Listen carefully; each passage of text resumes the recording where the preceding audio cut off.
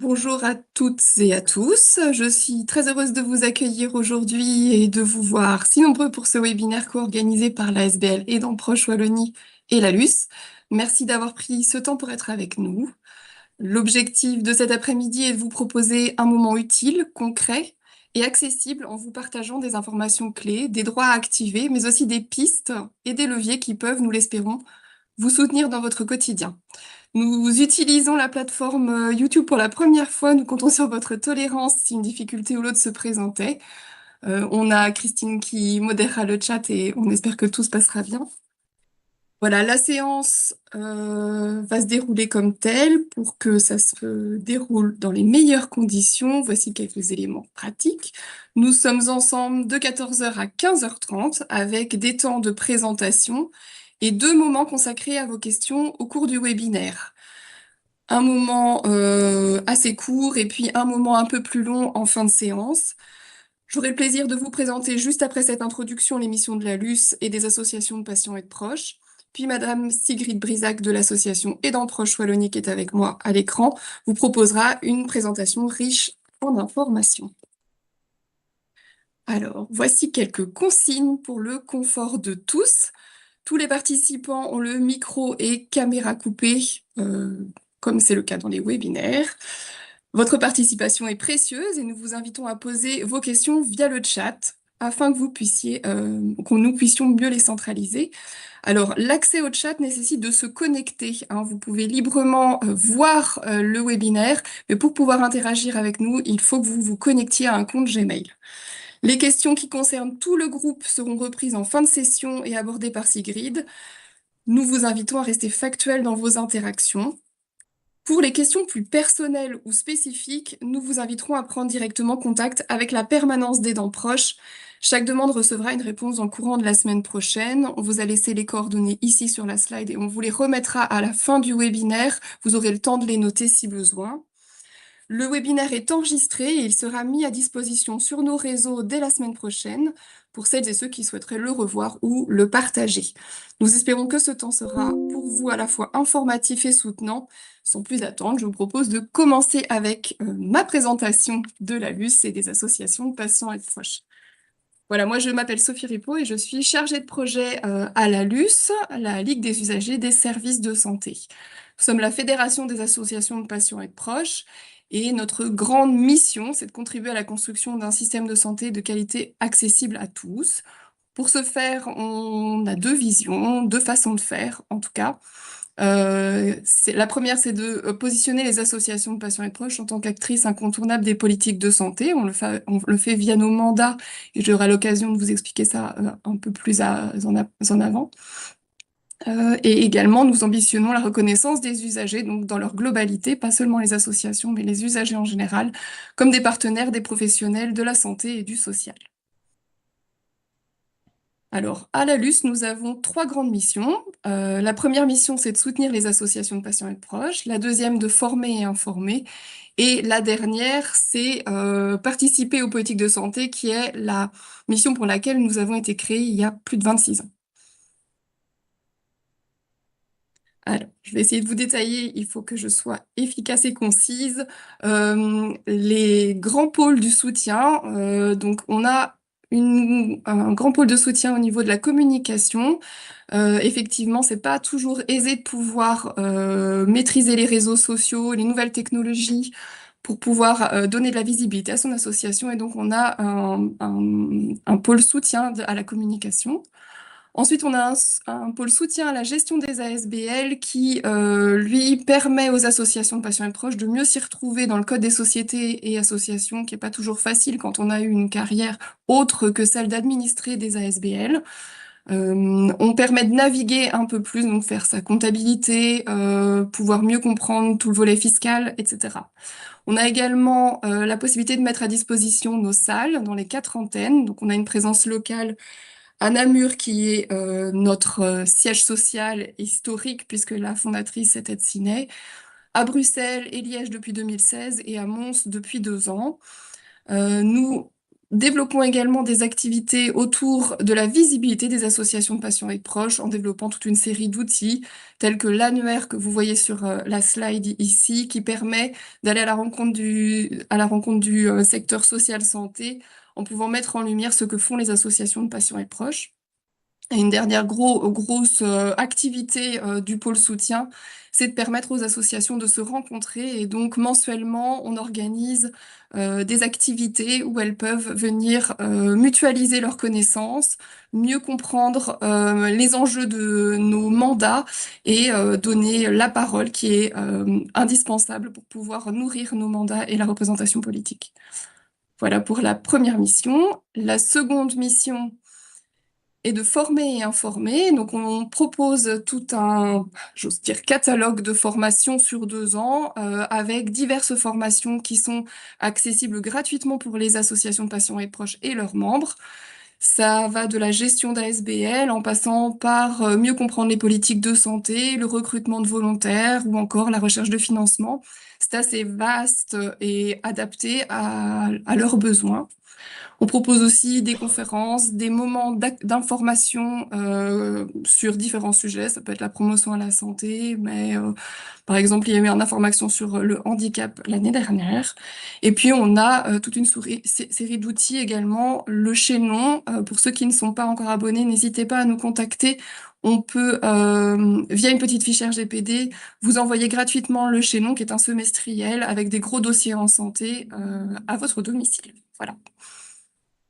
Et la dernière grande mission de la LUS, c'est, comme je vous le disais, celle pour laquelle la LUS a été créée il y a 26 ans, c'est la participation aux politiques de santé. Tout ce qui est représenté et concerté à la base. Donc, c'est-à-dire que nous partons toujours du besoin et de la réalité du terrain pour pouvoir porter la parole des usagers au niveau des politiques de santé. On occupe une cinquantaine de mandats au niveau fédéral et régional. Vous avez dans les petites vignettes les thématiques qui sont traitées à la LUS. Donc vous verrez au niveau régional, on a des mandats dans le handicap. On peut aussi trouver des mandats dans la promotion à la santé et quelques mandats e-santé également au niveau régional. Et puis au niveau du fédéral, on brosse les thématiques de maladies chroniques, soins intégrés ou encore la droit des patients. On siège à la commission droit des patients. Et puis, toutes ces choses-là nous permettent d'améliorer la qualité des services de santé. Toutes les matières sont traitées au niveau fédéral en collaboration avec la VPP, la Vlaams Patiënten Platform, qui est notre équivalent néerlandophone. Voilà pour la LUS, les grandes missions de la LUS.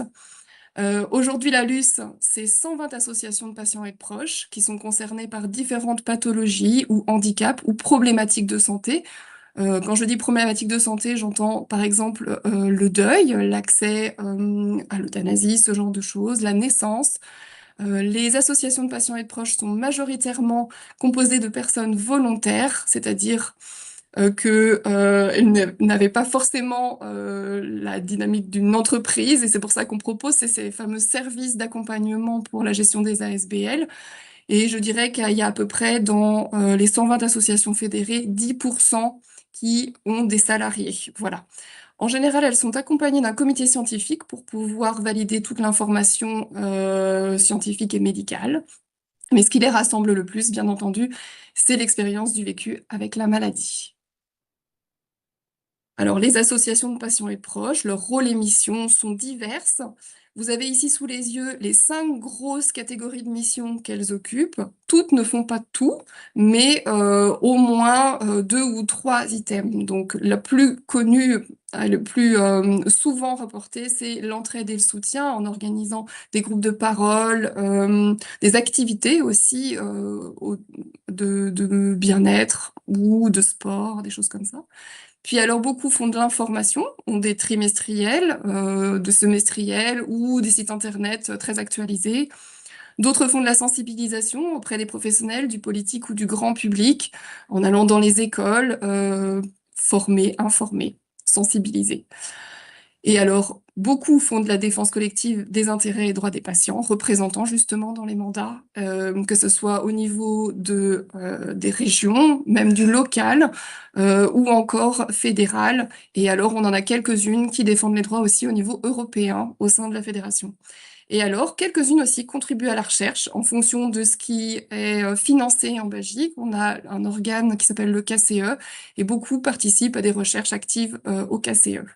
Voilà pour les associations de patients et de proches. Si vous êtes plus intéressé d'en connaître, enfin de connaître davantage ce qu'elles font, je vous invite à aller sur notre site internet, voir le documentaire L'essence du collectif, qui vous permettra de mieux comprendre leur mission. C'est un petit documentaire qui dure 15 minutes et qui est accessible gratuitement. Voilà pour ma présentation, il me semble, de la LUS. J'ai tenté d'être concise. Alors, je prends le relais et donc moi, c'est Sigrid Brisac et je suis chargée de projet à l'ASBL Aidants Proches, active en région Wallonne. Alors, l'ASBL Aidants Proches existe depuis maintenant près de 20 ans et depuis 2015, une ASBL bruxelloise a été créée au départ de la nôtre, ainsi qu'une association pour le soutien des jeunes aidants proches, active essentiellement sur Bruxelles aussi. Alors, du côté wallon, au niveau des jeunes aidants proches, on travaille depuis 2 ans sur un projet grâce à des financements européens. Donc, ce sont 3 associations distinctes, mais qui travaillent autour des mêmes objectifs. Je vais les expliquer. Et peut-être, entre parenthèses, un peu comme pour la LUS, il existe en Flandre des associations qui sont là aussi pour reconnaître, soutenir, représenter les aidants proches. Alors, à qui s'adressent nos associations? Donc, Sophie nous a bien expliqué le rôle des associations de patients et de proches. Nous ne sommes pas réellement une association d'aidants proches. Nous sommes plutôt un centre ressources pour les aidants sur la thématique des aidants proches et avec les aidants également. Notre focus à nous, c'est vraiment les aidants proches par rapport à ce qu'ils vivent eux, par rapport à leurs besoins propres à eux. Alors, on a 3 publics cibles principaux, les aidants proches évidemment.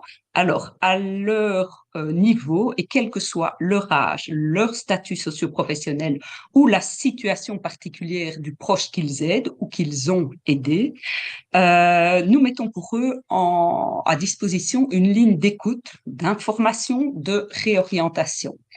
L'objectif est de réfléchir avec vous, les aidants, à ce qui pourrait vous aider en fonction de ce que vous nous amenez lors de cet échange téléphonique ou cette interpellation, cette sollicitation par mail. Donc, on est là pour répondre à vos questions, réfléchir avec vous, vous aider à prendre du recul. Alors, on développe aussi des outils de communication, d'information et de prévention à votre attention. Alors, un deuxième public cible, ce sont les professionnels du secteur de la santé, du social, de la jeunesse aussi. Ces professionnels, en accompagnant la personne en situation de handicap, malade, vieillissante, eh ben, finalement, ils sont en contact avec vous, directement ou indirectement, vous, l'entourage, les aidants qui épaulent ces personnes au quotidien. Alors, ces professionnels, nous les sensibilisons à l'importance de votre rôle, à ce rôle de continuité dans la prise en charge et à la manière dont eux peuvent aussi à la fois vous reconnaître, vous soutenir. Nous travaillons aussi avec certaines institutions, des communes, des mutuelles, des services d'aide, des associations de patients et proches, pour qu'ils mettent en place des dispositifs pour vous, les aidants, pour qu'ils organisent des activités à votre attention. Et enfin, troisième public cible, le monde politique, que je vais citer de manière large, parce que plus largement que la politique, ce sont ceux qui prennent des décisions dans le champ du social, de la santé, de la jeunesse. Alors, à ce niveau-là, on essaye de les mettre en garde lorsqu'il y a de nouvelles législations ou des réformes en cours sur le fait que leurs décisions ou leurs projets auront des impacts sur vous, les aidants. et on fait aussi du lobbying pour qu'ils organisent des dispositifs qui finalement faciliteront votre rôle d'aidant, la conciliation entre votre rôle d'aidant et les différents pans de votre vie familiale, votre vie sociale, votre vie professionnelle, mais aussi votre propre santé. Donc, on a un rôle à leur niveau d'interpellation et d'expertise. Alors, pour visibiliser votre rôle, alors on parle de plus en plus des aidants et on reste humble, mais on pense que l'action de l'ASBL et des autres structures pour les aidants proches sont quand même en partie à la manœuvre à ce niveau-là. Mais on a aussi des canaux de communication à votre intention, à l'attention des professionnels. Et on organise chaque année 2 grands événements que sont la journée des aidants proches. Symboliquement, c'est le 21 juin, la journée la plus longue de l'année. Et finalement, le webinaire aujourd'hui s'organise dans ce cadre. Alors, chaque année aussi, depuis cette année, ce sera la 13e année, on organise début octobre, la première semaine du mois d'octobre, la semaine des aidants proches.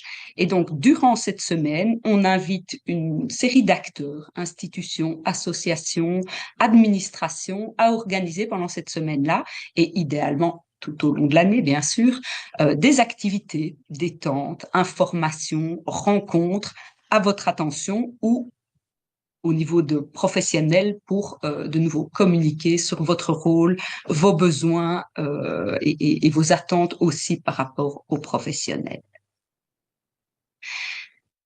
Alors, je vais, avant de parler plutôt des dispositifs qui existent pour vous, les aidants proches, je pense que c'est important de rappeler quelques éléments de contexte.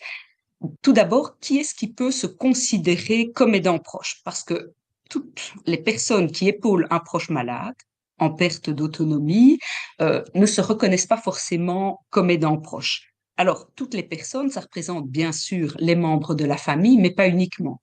Des voisins, des amis, parfois, sont tout aussi soutenants, posent des actes au quotidien qui relèvent vraiment de l'approche aidance.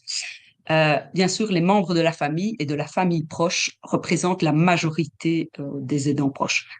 Être aidant proche peut se faire à tout âge et quel que soit le statut socio-professionnel. Donc, on peut être aidant proche sans être actif professionnellement, en étant retraité, en dépendant du chômage ou en étant enfant, adolescent, étudiant. Alors, on parle d'une aide et d'un soutien régulier. Il ne faut pas forcément qu'il soit quotidien. Il ne faut pas non plus que l'aidant habite absolument avec le proche qui l'épaule au quotidien. Mais c'est plus que s'inquiéter pour un proche malade une fois toutes les 6 semaines. Donc, on est quand même sur une notion de régularité.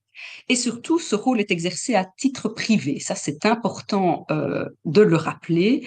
Il y a une relation qui préexiste d'affection, de proximité avec la personne aidée, mais ça veut dire exercer à titre privé, que ce rôle s'exerce sans contrat de travail, sans formation spécialement, sans vacances annuelles, sans congés payés. Il n'y a pas de contrat et il n'y a pas non plus de rémunération. Donc, c'est un rôle qui est exercé à titre bénévole, mais pas dans un cadre de volontariat, inscrit dans une organisation. Alors, mon intervention aujourd'hui ne vise évidemment pas à culpabiliser la personne malade, atteinte d'une diminution de son autonomie ou de son indépendance. Et donc, toutes ces personnes, je vais les appeler pendant tout mon exposé les personnes aidées. Alors, elles auront toujours plus ou moins besoin d'aide et évidemment pas besoin d'aide dans tous les pans de leur vie. Alors, personne ne choisit d'être malade, d'être en situation de handicap. On vieillit tous, un jour ou l'autre. Et bien sûr, c'est la personne concernée qui est touchée la première, mais voilà, ça a un ricochet, ça a un impact sur l'entourage, principalement sur la famille la plus proche. Alors, en être conscient en tant qu'aidant, c'est cela permet d'essayer de minimiser les impacts les plus négatifs. Bien sûr, la proximité de la relation avec le proche aidé, le type et l'évolution de la pathologie, de la maladie, joueront dans la lourdeur des impacts. Les compétences, les ressources de l'aidant ou des aidants, hein, il y a le plus souvent plusieurs personnes aidantes autour d'une même personne aidée, auront aussi une influence. Chaque aidant, chaque relation d'aide est particulière et le tout finalement, c'est d'essayer de trouver un équilibre et de pouvoir faire appel à des relais quand la tâche de soutien devient trop importante, trop difficile pour une seule personne. Alors, bien sûr, pour faire appel à des relais, il faut s'y autoriser, il faut les connaître et c'est un petit peu pour ça qu'on est là aujourd'hui tous ensemble. Alors, si les associations de patients et de proches sont organisées autour d'une pathologie particulière, d'une déficience ou d'une situation, comme l'expliquait Sophie, nos associations visent directement les aidants, mais de manière transversale. Peu importe que l'aidant épaule une personne en situation de handicap, une personne gravement malade, une personne avec un vieillissement difficile, peu importe que l'aidant, comme la personne aidée, soit des enfants, soit des adultes ou des adultes âgés. Donc, bien sûr, il n'y a pas d'aidant s'il n'y a pas de personnes aidées et la plupart du temps, heureusement, les personnes aidées peuvent compter sur des membres de leur entourage. Nous sommes finalement, au niveau des ASBL aidants proches, un chaînon du soutien avec, bien heureusement, d'autres associations et d'autres institutions. Alors ici, on voit sur la slide une diversité de besoins que nous remontent les aidants au quotidien lors de nos permanences notamment. Alors ces besoins sont d'ordre émotionnel, psychologique, parce qu'accompagner une personne gravement malade ou en situation de handicap, c'est pas tous les jours facile, notamment quand elle est en fin de vie, mais aussi parfois des besoins très pratico-pratiques qui sont en fait différents pour chaque situation. Pour terminer ces éléments que j'appellerais de contexte, je vais quand même aborder quelques chiffres qui me paraissent assez interpellants.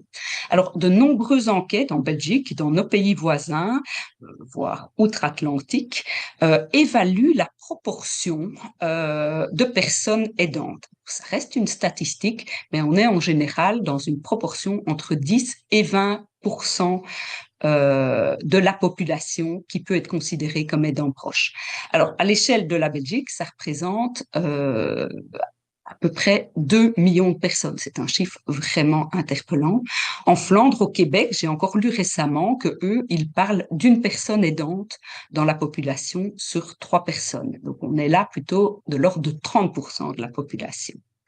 Alors, ce qui est certain, c'est que chacun de nous est un jour ou l'autre dans sa vie, parfois plusieurs fois, aidant d'une personne et parfois de plusieurs personnes en même temps.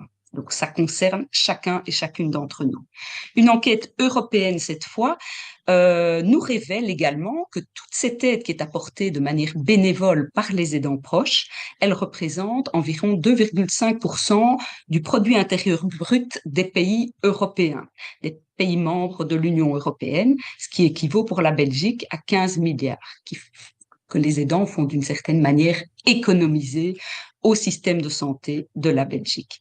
Et puis un dernier chiffre, je vais vous parler juste après d'une possibilité pour les aidants qui existent depuis quelques années d'être reconnus légalement comme aidants proches. Et il faut savoir qu'en 2025, par exemple, environ 30 000 personnes belges ont été reconnues légalement par leur mutuelle aidants proches. Et donc, c'est vrai que si on met ce chiffre de 30 000 personnes en parallèle des 2 millions de Belges qui, dans les faits, sont aidants, on se rend compte que finalement, la proportion d'aidants proches qui ont fait la démarche n'est quand même pas énorme. Alors, Sophie, est-ce qu'il y a des réactions des participants? Est-ce qu'il y a des questions pertinentes peut-être à ramener collectivement? Alors, je ne crois pas qu'on ait de questions. Il y en a une qui est en train d'être écrite. J'attends juste d'avoir Ah, mais Christine me dit que ce sera une question plus personnelle. La personne prendra contact avec la permanence. Donc, tu peux poursuivre. Voilà. Alors, je vais peut-être en profiter. Quand vous vous êtes inscrit au webinaire, vous aviez la possibilité dans le formulaire, et certains l'ont activé, merci beaucoup, de réagir, de poser une question. Et il y avait notamment plusieurs interpellations qui nous demandaient d'aborder, mais finalement, quels sont les projets du gouvernement, et donc essentiellement par rapport à cette thématique, le gouvernement fédéral, quels sont les projets de soutien du gouvernement pour les aidants qui aide un proche de manière intensive et sur du long terme. Alors, avec évidemment l'idée derrière, pour ces personnes qui ne sont pas en capacité de travailler, d'obtenir un revenu du travail, de voir s'il est possible d'obtenir une allocation financière et surtout que ces périodes d'aidance intensive puissent être comptabilisées pour la pension. Alors, début de cette année, vous l'aurez certainement, vous en aurez certainement entendu parler, surtout que vous êtes concernés pour la plupart.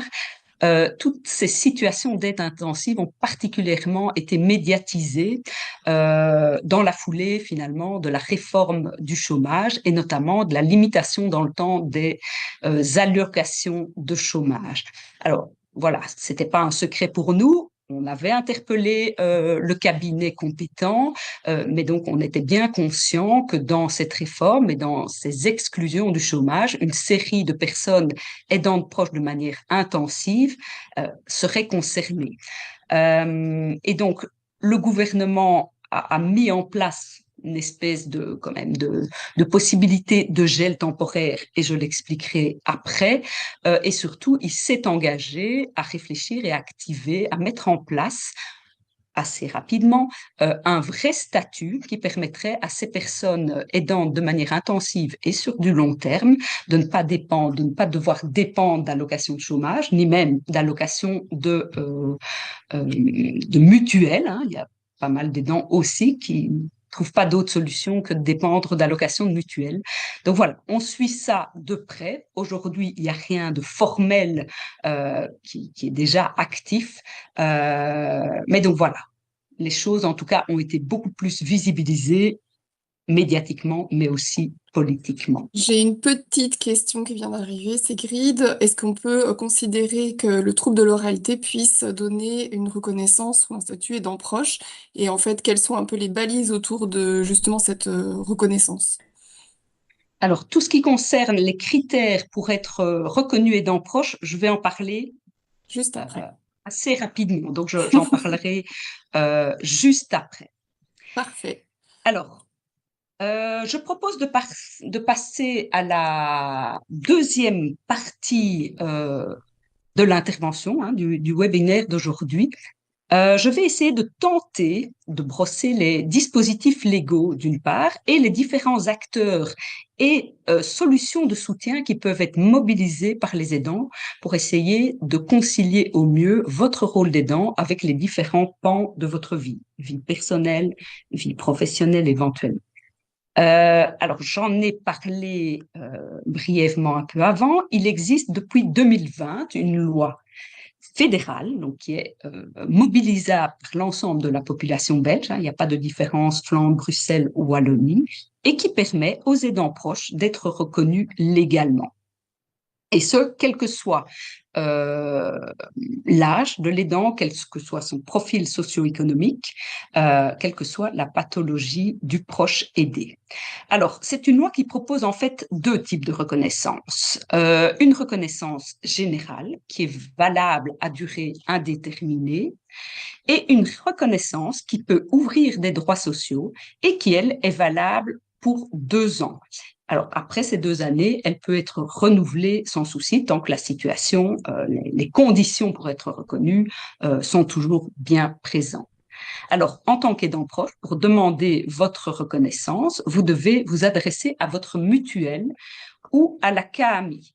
Le plus simple, en général, pour tous ces acteurs, c'est de passer par le service social de la mutuelle ou de la KAMI. La démarche est gratuite, bien sûr, elle demande un peu de temps pour vous et puis un peu de temps à la mutuelle pour générer, enfin, traiter, entre guillemets, votre demande et générer votre attestation de reconnaissance. Alors, la complexité, évidemment, c'est que chaque mutuelle, chacune de vos mutuelles fonctionne un peu différemment. Pour certaines, le document à remplir pour introduire cette demande, qu'on appelle une déclaration sur l'honneur, ce document se trouve en ligne sur le site de la mutuelle. Pour d'autres, c'est obligatoire d'envoyer un petit mail au service social ou de téléphoner au service social pour que celui-ci vous envoie le formulaire.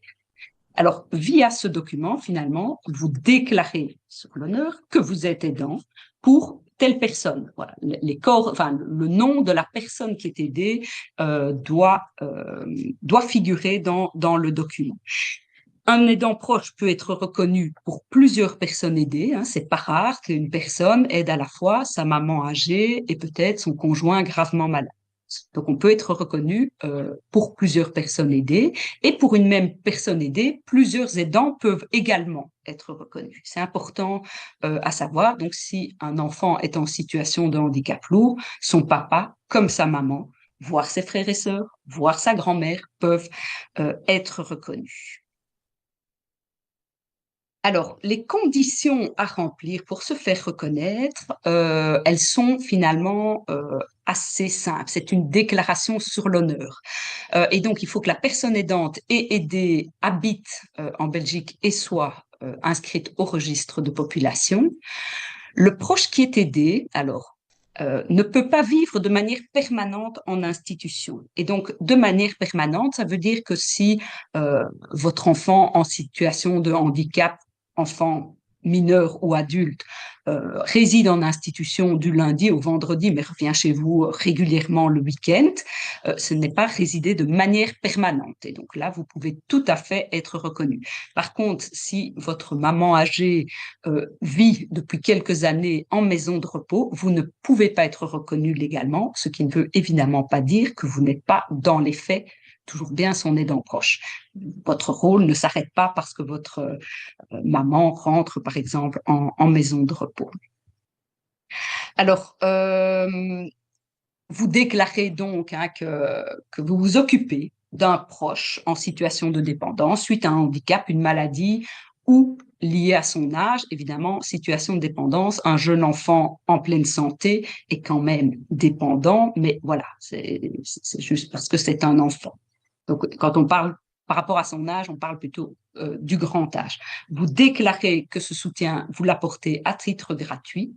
Vous déclarez que vous avez une relation de confiance, de proximité avec cette personne, et surtout cette personne doit également co-signer la déclaration sur l'honneur, et donc par ce fait-là, vous déclarez aussi que vous respectez le projet de vie de la personne aidée. Bien sûr, certaines personnes aidées, soit parce que ce sont des enfants mineurs, soit pour des questions de déficience physique ou cognitive, ne sont pas capables de signer. En général, pour les enfants mineurs, le parent, qui est le représentant légal, peut signer. Donc, ça arrive souvent qu'il signe comme aidant et comme représentant légal, mais au niveau des mutuelles, ça passe. Et pour les personnes adultes, voilà, si ça fait des difficultés, il suffit de passer par le médecin traitant de cette personne qui joint une attestation que cette personne n'est pas en capacité de signer, mais que vous êtes en effet bien son aidant. Alors, le document prévoit aussi que vous cochez une case comme quoi dans la situation d'aide, il y a au minimum un professionnel impliqué. Mais je pense que quand il y a des soucis de santé dus à handicap, il y a toujours au moins un médecin généraliste dans la boucle. Ça ne doit pas forcément être une infirmière, une aide familiale, etc. Pour cette reconnaissance générale, il n'y a pas de niveau de dépendance par rapport à certaines questions qui arrivent dans la conversation. Il n'y a pas un degré de dépendance qui est défini pour pouvoir être reconnu ou pas. On déclare juste qu'on aide régulièrement une personne.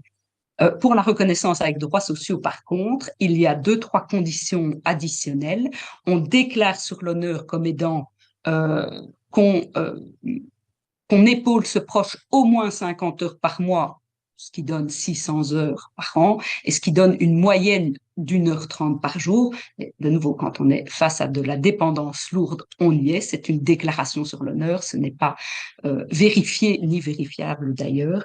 Mais surtout, il faut joindre à cette demande de reconnaissance avec droits sociaux une attestation comme quoi la personne aidée a bénéficié d'un scorage via une échelle de dépendance ou d'un forfait pour maladie chronique, un forfait pour bénéficier de l'intervention des infirmières, hein, le forfait B par exemple sur l'échelle de 4. Ce sont des éléments assez techniques dans lesquels je ne vais pas rentrer aujourd'hui. Ce qui est important à retenir, c'est que si dans les faits cette loi ouvre le champ directement d'assez peu de choses, à part le congé thématique pour aidants proches dont je vais parler, elles permettent quand même, ces attestations permettent quand même maintenant depuis quelques années d'activer d'autres dispositifs de soutien qui ne sont pas organisés par la loi, mais qui sont organisés par d'autres acteurs ou par d'autres législations. Alors pourquoi se faire reconnaître finalement? C'est une législation assez récente qui est loin de répondre, on est d'accord, à tous les besoins des aidants, mais elle a le mérite d'exister. Alors à titre individuel, se faire reconnaître, ou en tout cas quand un professionnel, une mutuelle vous informe que vous êtes dans une situation où vous pourriez vous faire reconnaître comme aidant, voilà, c'est une prise de conscience parfois pour les personnes, ben oui, qu'en effet, dans la pratique, elles sont, en plus d'être l'épouse, en plus d'être le fils ou le papa, elles sont aidantes. Et donc cette prise de conscience, elle permet aussi d'être vigilant à garder un équilibre, éventuellement à démarrer un accompagnement. Et puis, au-delà, de nouveau, de ce qui existe dans la loi, elle permet d'activer ce congé thématique pour aidants proches et d'autres dispositifs que j'expliquerai juste après. Mais à un niveau plus collectif, c'est intéressant aussi. D'abord, cette loi crée un cadre légal dont beaucoup de pays voisins sont assez envieux. Cadre légal qui reconnaît les aidants, quelle que soit la pathologie et l'âge du proche aidé, ce qui n'est pas le cas forcément dans nos pays voisins. Elle permet surtout de visibiliser un groupe social. Alors, de nouveau, ici, on a en 2025 environ 30 000 personnes reconnues. Je pense qu'en 2026, on en aura beaucoup plus parce qu'on a vraiment visibilisé cette thématique. Et puis surtout, elle permet à nos associations, au plus d'aidants sont reconnus, au plus on a de poids politique aussi pour essayer de faire bouger les lignes pour défendre vos droits. Alors, ici, je vais brosser les différents dispositifs qui existent pour articuler au mieux rôle d'aidant proche avec une activité professionnelle. Donc ici, ce sont uniquement des dispositifs qui s'adressent aux personnes entre 18 et 65 ans globalement, voire aux plus jeunes pour tout ce qui est le volet jeune aidant proche. Alors, à l'heure actuelle, je l'ai dit, il n'existe pas un dispositif ou un statut financé qui permette de s'occuper sur du long terme d'un proche lourdement dépendant, voilà, tout en recevant une allocation spécifique aidant proche. Mais il y a des dispositifs qui existent plutôt pour une aide ponctuelle ou une aide de courte durée. Vous allez vite le comprendre, si ces mécanismes ont le mérite d'exister, ils sont parfois compliqués à activer. Hein, chaque mécanisme, pour être activé, doit répondre à des critères qui sont parfois très spécifiques. Et puis surtout, s'ils sont défrayés, ils ne sont pas très défrayés et le montant de l'allocation ne remplace pas la perte d'un revenu professionnel. Alors, les personnes qui bénéficient d'allocations de chômage doivent être disponibles sur le marché de l'emploi et prouver qu'elles cherchent du travail. Mais en l'absence d'un statut spécifique, il y a des parents, des conjoints qui perçoivent une allocation de chômage sans avoir cette capacité d'accepter un boulot ou une formation ou sans avoir le temps ou l'énergie de chercher un job. Ces situations, elles ont été révélées en début d'année, médiatiquement, hein, elles étaient bien connues de l'ASBL dans le cadre de la réforme du chômage. Ça a fait aussi beaucoup de bruit dans les hémisphères politiques, hein, aussi bien au fédéral que dans les régions. C'est important aussi. Et finalement, il existait déjà pour les personnes qui dépendait d'allocations de chômage, une dispense de disponibilité. Elle existe depuis environ une dizaine d'années et elle pouvait être activée lorsque l'aidant, elle peut toujours être activée d'ailleurs, lorsque l'aidant répond à un des 4 critères de soins qui est prévu dans le cadre de cette législation. Alors, pour l'instant, donc maintenant que la réforme des allocations de chômage est bien en place et que la durée où on peut toucher des allocations est limitée à 2 ans, cette dispense, elle permet de reporter de 12 mois maximum la fin du droit aux allocations de chômage. Alors, le montant qui est touché quand on active cette dispense est de 760 € par mois, c'est-à-dire en général un montant plus faible que celui des allocations que vous toucheriez si vous étiez dans le dispositif classique des allocations de chômage. Ce montant est bien sûr trop faible, même si depuis 6 mois, il a été doublé par rapport au montant qui existait dans le cadre de cette dispense qui existe depuis 10 ans. Alors, les 4 critères de soins qui peuvent être utilisés pour activer cette dispense sont en fait globalement les mêmes que ceux qui existent pour la mobilisation des 4 congés thématiques. Donc, il existe dans la législation belge 4 congés thématiques. Le congé parental, qui est assez connu, qui peut être pris pour un enfant de moins de 12 ans ou s'il est en situation de handicap pour un enfant de moins de 21 ans. Il y a le congé pour aidant proche, qui nécessite d'avoir cette attestation de reconnaissance avec droits sociaux de la mutuelle dont j'ai parlé plus tôt. Il y a le congé pour assister un proche gravement malade et le congé pour épauler un proche qui est en soins palliatifs. Ces 2 derniers congés, ils demandent comme justificatif d'avoir une attestation du médecin qui déclare que la personne est bien gravement malade et qu'elle a besoin de soutien, idem pour la personne en soins palliatifs. Pour les travailleurs salariés, toujours, il existe, et c'est plus récent, ça date de 2022, 2 nouveaux dispositifs qui sont très, très peu connus, et notamment le congé d'aidant, qui n'est pas à confondre avec le congé thématique pour aidant proche. Voilà, c'est pas toujours très simple. Ce congé d'aidant, en fait, il s'agit de 5 jours qui peuvent être pris sur l'année. Alors, soit ils peuvent être pris en un bloc, soit séparément. Ça permet surtout à l'aidant d'assurer peut-être un rendez-vous ou un bilan médical, une situation de crise éventuellement. Malheureusement, ces 5 jours qui peuvent être pris par an ne sont en principe pas rémunérés, sauf si éventuellement vous bénéficiez d'une convention spéciale d'entreprise.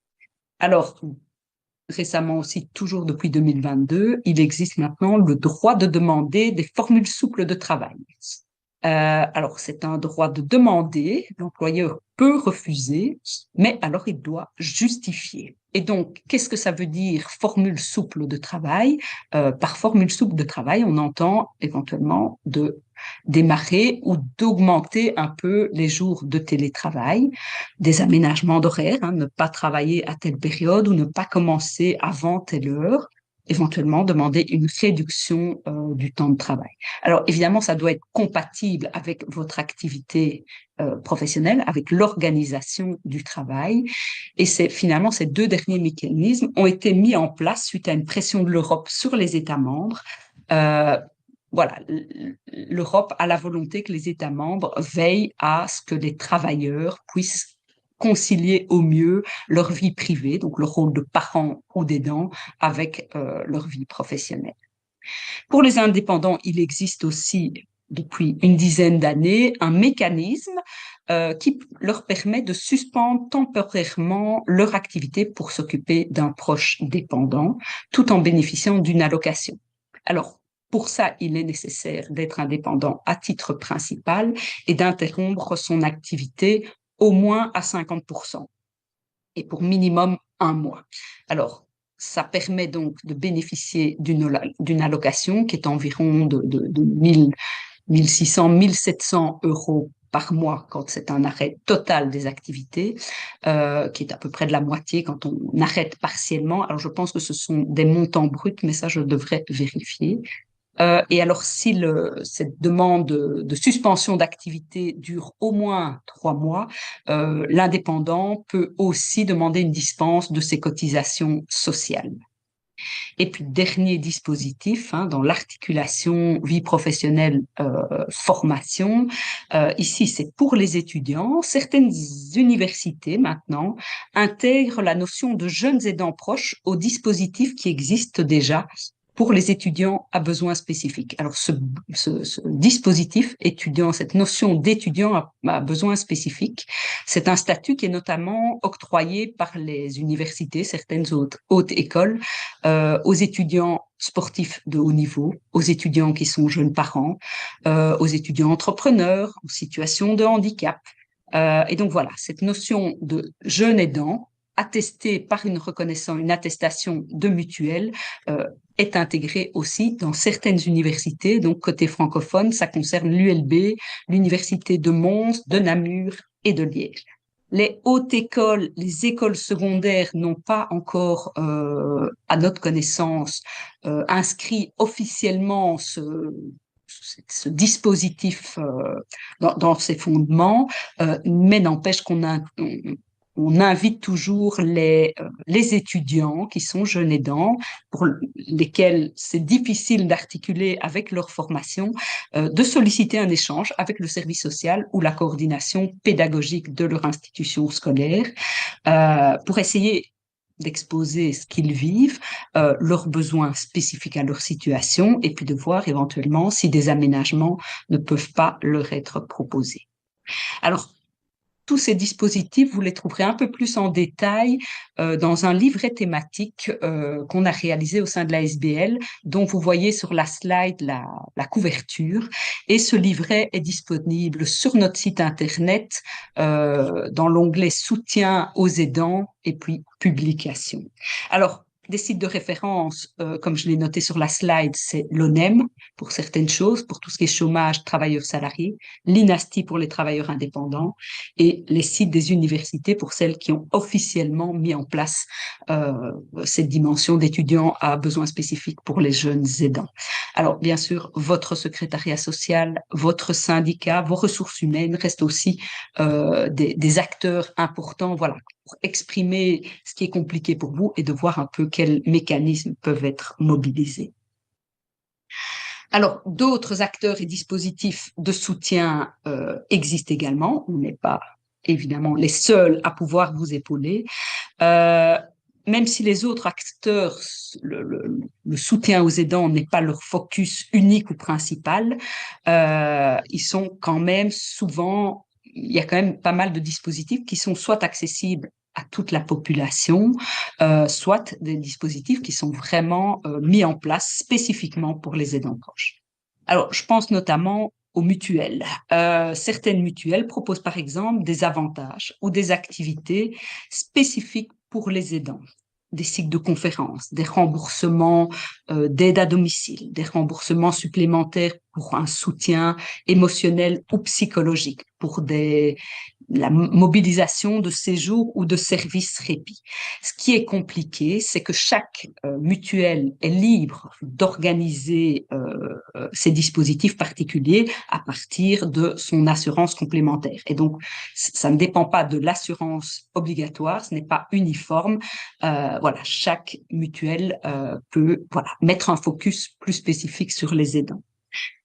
Certaines communes, services communaux, CPAS, mettent aussi des choses en place. Alors, certaines mettent en place des primes pour les aidants proches qui souvent peuvent être mobilisées à partir de l'attestation de mutuelle, parfois des facilités de parking, des cycles de conférences, des groupes d'échange.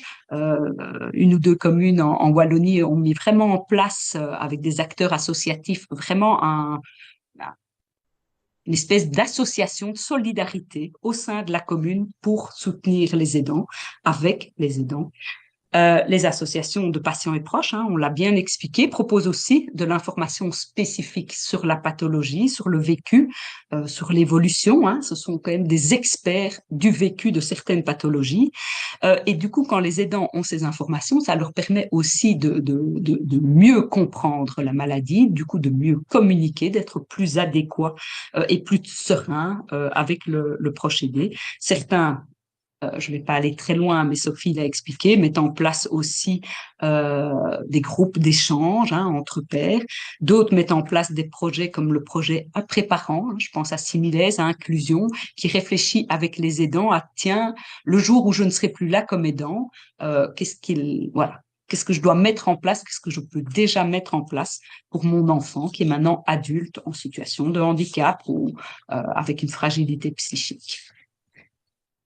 En tout cas, ce qui est certain, c'est que vous ne devez jamais hésiter à solliciter tous ces acteurs pour savoir si un dispositif existe. De nouveau, ça dépend d'une mutuelle à l'autre, ça dépend d'une commune à l'autre, ça dépend d'une association patient à l'autre. Et donc, nous, on ne peut pas, ni aujourd'hui, ni même être exhaustif sur ce qui existe. Même si ces acteurs n'organisent pas encore quelque chose, finalement, votre demande multipliée par d'autres demandes feront progressivement bouger les choses. Et de notre côté, c'est notamment grâce à notre semaine des aidants proches, début octobre, que nous invitons tous ces acteurs à mettre en place des activités pour vous, avec bien sûr l'espoir qu'ils le mettent en place un peu plus, à plus long terme que uniquement pendant la semaine des aidants proches. Alors, la liste de ce qui existe, je ne pourrais pas la détailler aujourd'hui, cet après-midi, mais je vais encore insister sur quelques dispositifs qui répondent notamment à quelques interpellations dans les formulaires d'inscription. Alors, sur la question du soutien et du relais à domicile, voire en institution, un acteur clé pour des informations précises qui existent près de chez vous, près de chez votre proche aidé, la disponibilité des services à proximité, le coût, ce sont les centres de coordination de soins et de services à domicile. Ce sont des acteurs qui sont agréés et subventionnés par les régions, en tout cas côté francophone. Ces coordinateurs peuvent se déplacer à l'hôpital pendant une hospitalisation ou à votre domicile, ou au domicile plutôt du proche aidé, s'il n'est pas partagé. Ils peuvent vous aider à évaluer la situation et identifier les besoins de vos proches aidés, vos besoins à vous, et proposer des ressources, comme des aides familiales, peut-être un coiffeur à domicile, un service transport, si c'est ça qui est compliqué, peut-être un centre d'accueil de jour, un service répit. Ces centres de coordination sont parfois organisés par des réseaux de mutuelles, mais parfois ils sont indépendants. En tout cas, ce qui est certain, c'est qu'il en existe partout sur le territoire de la Belgique francophone, à Bruxelles et en Wallonie, et qu'ils sont obligés de s'adresser, d'accepter votre demande, de répondre à votre demande, quelle que soit votre affiliation mutualiste. Alors, si leur intervention, l'information, la visite qu'ils font est gratuite, évidemment, des prestations de services qui seraient éventuellement mises en place ne sont, elles, pas gratuites. Si vous sentez que l'aide que vous apportez devient trop conséquente, ça a des impacts sur votre santé physique aussi bien que psychique, la charge mentale devient trop importante, les nuits sont perturbées, les angoisses arrivent. Il faut surtout pas hésiter à en parler avec votre médecin traitant, parce qu'on se rend compte que souvent les aidants consultent des médecins pour la santé, le bien-être de leurs proches aidés, mais s'oublient un petit peu. Et c'est important de pas vous négliger, de recharger vos batteries, si vous voulez accompagner évidemment votre proche sur le long terme. Et puis enfin, si le besoin s'en fait sentir, un soutien psychologique, émotionnel peut être aussi sollicité. Alors, il peut être activé maintenant, être accessible plus facilement financièrement, notamment par les psychologues qui sont conventionnés. C'est un nouveau dispositif au niveau de l'INAMI, ou alors par les centres de consultation comme les centres de guidance ou les centres de santé mentale. Ce qui est sûr, c'est que prendre du recul de temps en temps, parfois en discuter, voilà, de ce que vous vivez avec votre proche aidé, si c'est possible, avec votre entourage plus large, c'est important. Et c'est vrai que comme aidant, c'est pas rare d'avoir comme on dit, le nez dans le guidon, de ne pas être de pas être tout à fait conscient de l'énergie qui est déployée, de plus écouter les petits signaux d'alarme de votre cerveau, de votre corps.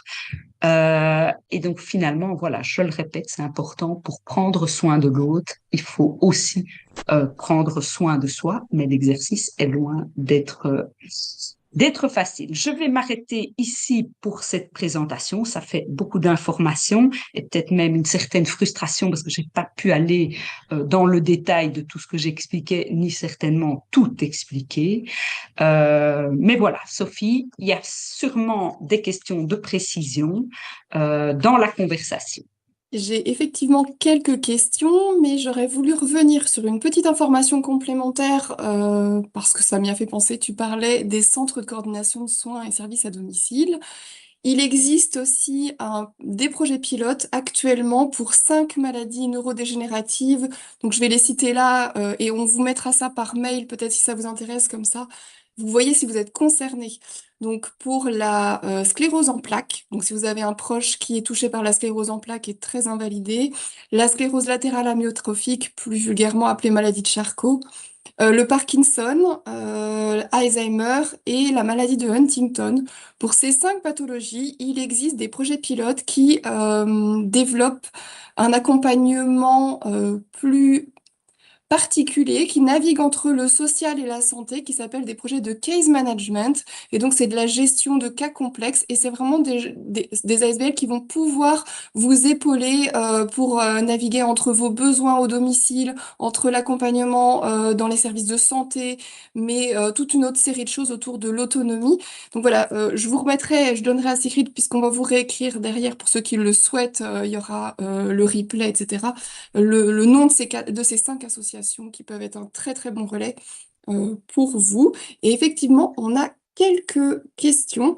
J'avais une première question sur la possibilité d'avoir un effet rétroactif de ces droits, par exemple pour des personnes qui auraient été aidantes pendant une vingtaine d'années et qui, du fait de l'aidance, n'ont pas pu accéder à des études supérieures ou avaient vraiment voilà, négligé toute une série de parcours professionnels, mais la vie personnelle.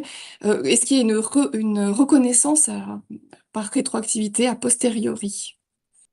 Alors, à mon avis, non. Les seuls dispositifs qui peuvent être assimilés pour le calcul de la pension, ce sont les congés thématiques et créditants avec allocation et les dispenses de disponibilité de chômage. Ceux-là sont comptabilisés euh, pour le calcul de la pension à venir, comme années, comme si c'était des années travaillées. Un peu comme quand on est sans être aidant, qu'on est au chômage, qu'on est en incapacité de travail, on perçoit des allocations mutuelles, ces années sont comptabilisées pour la pension, alors que si on a finalement renoncé à travailler sans activer un dispositif, parce qu'à l'époque peut-être, soit ça n'existait pas, soit on ne savait pas que ça existait. Malheureusement, ça, ce sont des années qui ne sont pas comptabilisées comme des années d'aidance, même si Et, certainement elles l'étaient. et est-ce que c'est quelque chose qui fait partie du plaidoyer des dents proches, pouvoir appuyer sur une reconnaissance Alors, l'effet rétroactif, c'est toujours compliqué. Ça, je pense pas qu'on y arrivera. Nous, on essaye, en tout cas, à minima, de défendre que tous les dispositifs qui sont activés, donc soit les dispenses chômage, allocation d'indépendants, aidants, congés thématiques créditants, restent bien à l'avenir, parce qu'on voit que le gouvernement fait parfois marche arrière sur certaines Tout à choses, fait. restent bien à l'avenir assimilés comme des périodes de travail pour la pension. Et on souhaiterait aussi donc la création de ce statut spécifique pour les personnes qui ne sont pas en capacité de travailler, qu'elles ne renoncent surtout pas à tous leurs droits, mais qu'elles puissent activer ce statut avec une allocation financière qui leur permet de vivre au moment de l'aidance, mais aussi une assimilation pour la pension, pour que ces personnes voilà, ne soient finalement pas doublement pénalisées au moment où elles Exactement. prendront leur pension. Alors, j'ai aussi eu pas mal d'activités dans le chat autour de la présence des aidants proches dans les hôpitaux. Alors, beaucoup disaient que effectivement, une personne ne va pas appeler toutes les 10 minutes l'infirmier, l'infirmière, et que très peu d'hôpitaux acceptent la présence des aidants proches et que ça pose des difficultés. Qu'en est-il de cette observation et qu'est-ce qu'on peut faire? Voilà, c'est en effet une observation qui nous remonte également. Alors, par exemple, on a des contacts pour l'instant au niveau des associations flamandes. Une d'entre elles, hein, donc il y a plusieurs associations flamandes qui sont reconnues par le gouvernement flamand, et une d'entre elles, notamment, a été financée pour travailler avec les hôpitaux justement sur ces dimensions-là. Parfois, des aidants, quand leur proche est hospitalisé, se rendre à l'hôpital sur l'heure de midi pour l'aider à manger, pour finalement, et ça soulage le personnel soignant. Parfois, donne un coup de main pour la toilette parce qu'elles sont habituées, elles savent ce qui fonctionne, etc. Et donc, les hôpitaux en Flandre commencent à bien travailler avec cette association, à bien prendre conscience que il faut élargir pour certains aidants qui souhaitent faire des tâches qui en fait vont soulager les soignants, élargir les heures de visite, par exemple, peut-être donner une facilité de parking, une gratuité de parking. Enfin voilà. Donc ils mettent en place vraiment tout un travail et on est en train de réfléchir comment est-ce qu'on pourrait dupliquer ces outils finalement. Ces suggestions au sein des hôpitaux francophones. Voilà, on réfléchit avec cette association. Alors, ce ne sera pas dans un très court terme, mais voilà, c'est vraiment une volonté de travailler avec les hôpitaux. En tout cas, nos associations ne ferment pas la porte aux hôpitaux qui viennent vers nous en disant, voilà, on voudrait réfléchir avec vous à. Quand ils nous sollicitent, évidemment qu'on répond, mais pour l'instant, nos moyens humains ne nous permettent pas d'être très proactifs vis-à-vis de l'ensemble des hôpitaux en région wallonne et en région bruxelloise.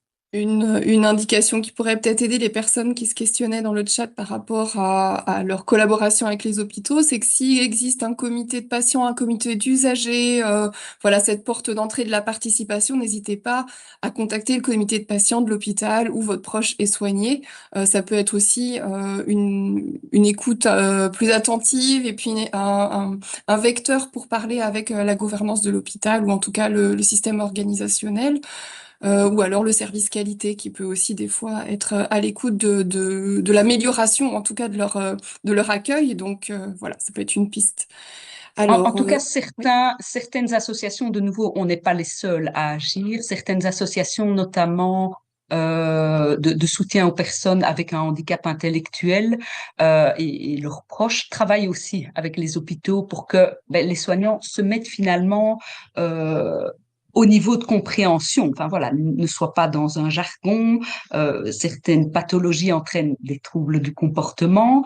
Voilà, que les soignants soient un peu sensibilisés à, ben non, ce n'est pas juste un enfant qui est atteint d'autisme, c'est pas juste un manque d'éducation, c'est juste, voilà, il est dans un monde inconnu hein, quand il est hospitalisé. Alors parfois on s'est préparé quand c'est une hospitalisation ou un bilan programmé, on s'est préparé les choses. Il existe aussi des petits bouquins jeunesse hein, qui aident à sensibiliser l'enfant enfin, voilà, à quoi il va être confronté.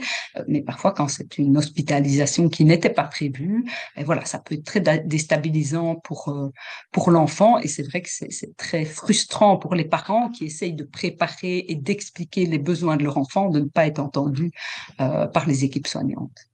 Alors j'ai encore deux questions. J'ai une question qui demande donc, existe-t-il un dispositif d'aide pour soutenir un jeune handicapé s'il fait ses études en cote USCL, ULB? Existe-t-il une possibilité d'aide qui vient dans les cotes pour les repas, pour le ménage, etc.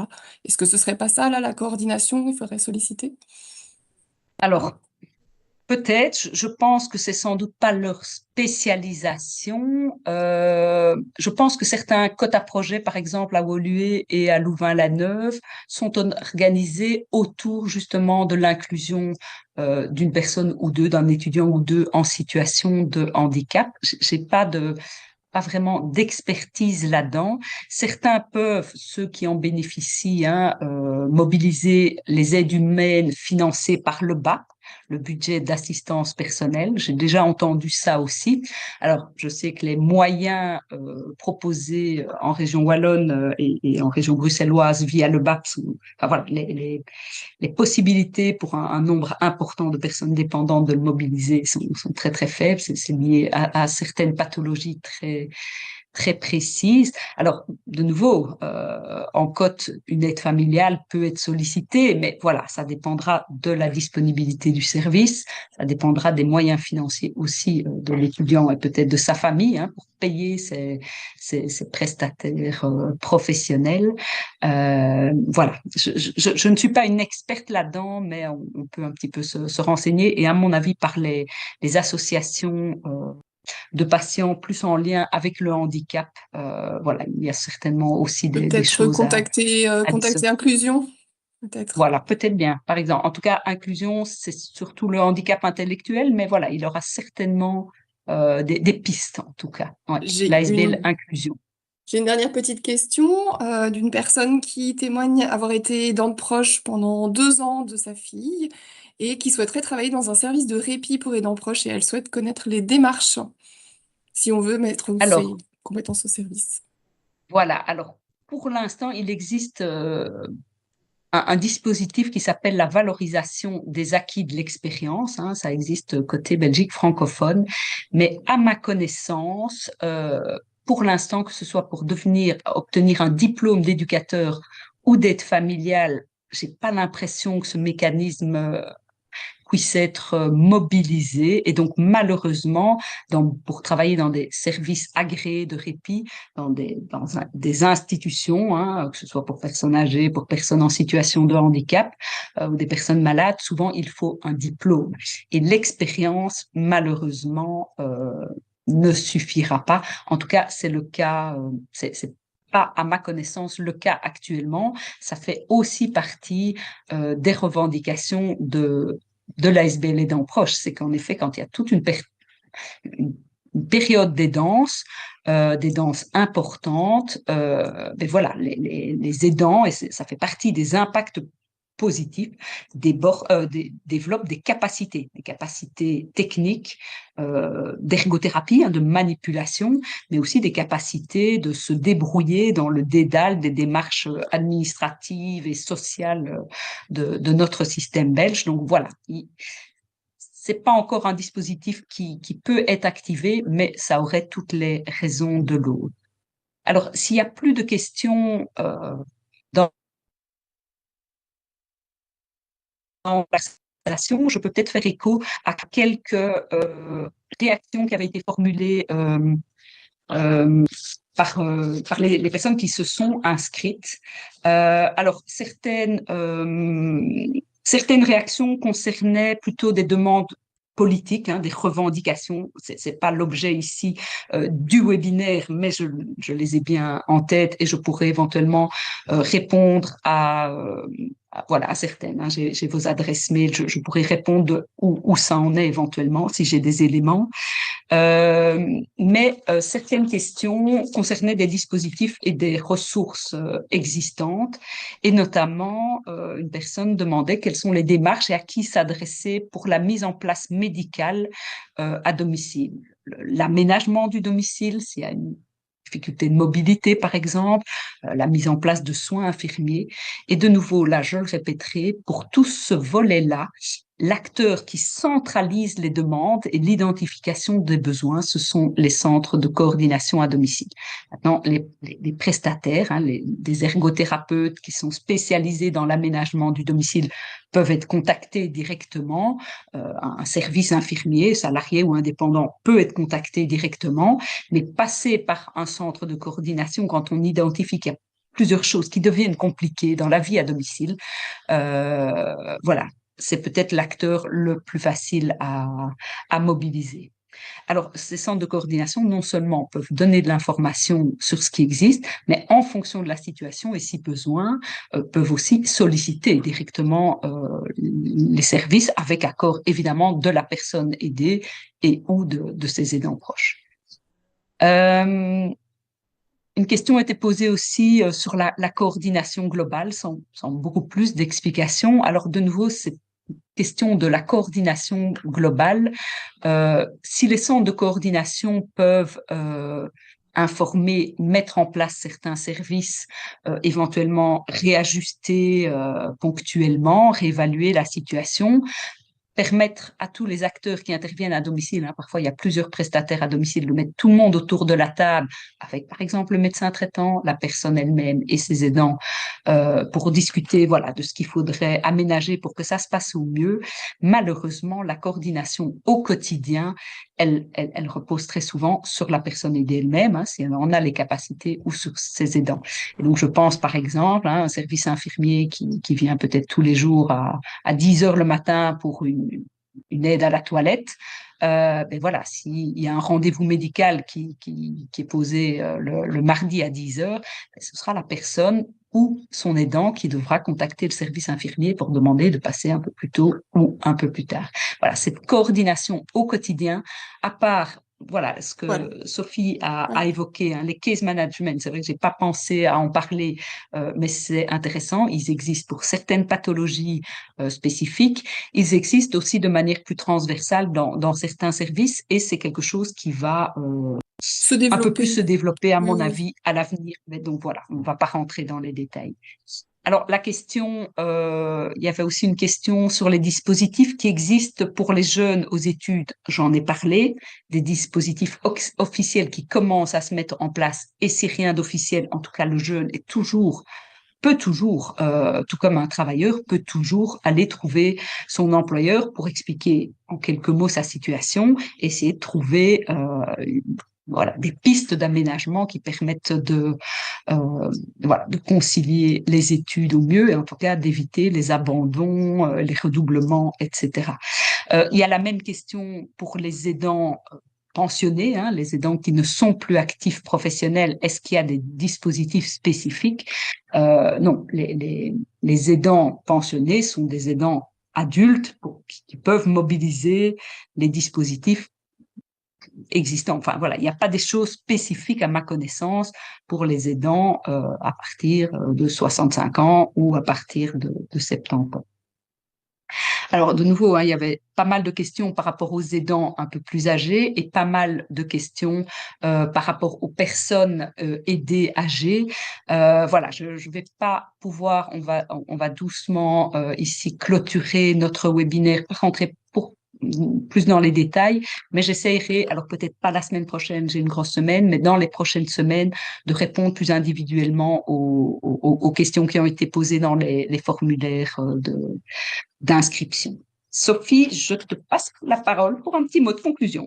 Effectivement, nous arrivons à présent au terme de ce webinaire. Nous espérons sincèrement que ce moment vous aura apporté des éclairages utiles, hein, des repères concrets, peut-être aussi l'envie d'activer certains droits ou ressources dans votre parcours d'aidant proche. Alors, avant de nous quitter, je tiens à remercier la SBL Aidant Proche Wallonie pour l'initiative, le partage de leur expertise et leur engagement, Sigrid particulièrement pour la qualité de sa présentation. Alors, Christian, vous ne le voyez pas pour sa gestion technique de l'ombre, Christine également pour sa gestion du chat, et vous toutes et tous pour votre présence, votre attention, vos questions qui enrichissent toujours nos recommandations. Donc, n'oubliez pas que le webinaire a été enregistré et sera disponible prochainement sur nos réseaux afin que vous puissiez le revoir ou le partager. Nous vous rappelons que si certaines questions n'ont pas pu être traitées, ce qui est forcément le cas, vous avez certainement plein d'autres questions, ou si vous souhaitez un accompagnement plus individuel, vous pouvez prendre contact avec Aidants Proches, les coordonnées sont sur l'écran. Les demandes seront traitées dans le courant de la semaine prochaine, on fera au mieux. On va vous laisser la slide un peu plus longtemps pour que vous preniez le temps de noter. À noter également, nous n'avons plus accès au chat après la coupure de l'enregistrement, donc envoyez vos questions hein, par l'adresse mail, parce qu'après, on ne saura plus accéder à vos questions. Voilà, je vais vous souhaiter une très belle fin d'après-midi à toutes et tous, et à une prochaine fois. Au revoir. Merci pour vos participations.